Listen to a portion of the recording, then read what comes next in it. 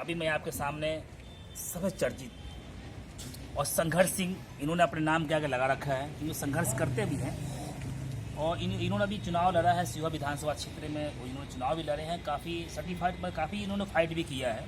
दुर्भाग्यपूर्ण इन्होंने ये हार गए किसी कारण से, लेकिन उनसे मैं आपको रूबरू कराता हूँ। आज एक पूरे भारत में किसान को बिल को लेकर बंदी था, तो आज बंदी का कैसा असर रहा सीहोर जिले में, उससे बात सर बताइएगा। आज बंदी रहा तो क्या असर पड़ा?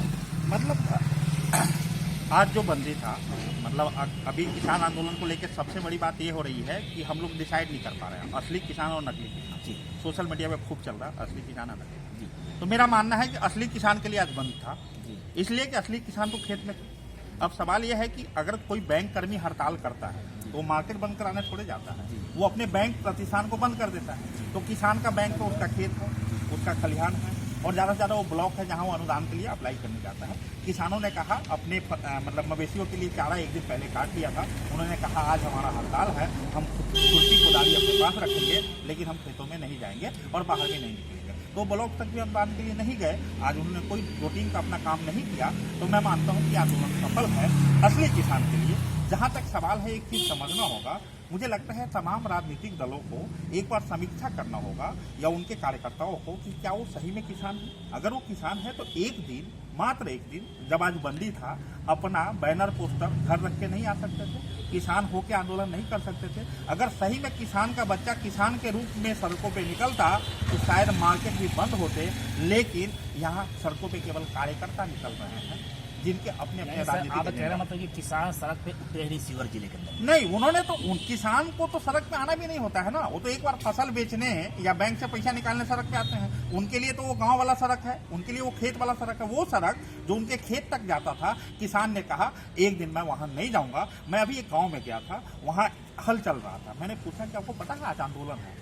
मतलब नहीं, पता ही नहीं। मतलब असली किसान के पास खबर ही नहीं थी। जब उनको पता लगा कि इस बात को लेकर आंदोलन है कि भाई जब एक साबुन तक का प्राइस तय है तो फिर किसान के फसल का क्यों नहीं? तो उन्होंने कहा अब से मैं आंदोलन पे हूँ। हर बैल उसी समय हटाया और बोला आज मैं पूरी तरह से आंदोलन। सर, इस बिल के खिलाफ आपका क्या सोच है सर? नहीं, देखिए, मैं इस बिल या सरकार की नीति के खिलाफ नहीं हूँ। मैं इस बात के खिलाफ हूँ कि भैया एक बात बताइए, जब खाद्यान्न को अति उपयोगी वस्तुओं के श्रेणी में रखा गया था, जब इसका स्टोरेज पर अभी तक कालाबाजारी माना जाता था, अभी आलू और प्याज को पहले फ्री किया गया। आज नौबत क्या है आपको पता है? पुरनका आलू और नया आलू एक ही रेट में बिक रहा है। क्यों? ऐसा नहीं कि आलू का पैदावार नहीं हुआ था, लेकिन अब उसका एकत्रित करके रखना कालाबाजारी के श्रेणी में नहीं आता है आलू और प्याज का। इसीलिए अब आलू और प्याज व्यापारी कंट्रोल करते हैं। आखिरी सवाल आपसे सर, आप चुनाव लड़ चुके हैं और आप काफ़ी संघर्ष भी कर रहे हैं। पुल को लेकर मुद्दा आपका हमेशा बना रहता है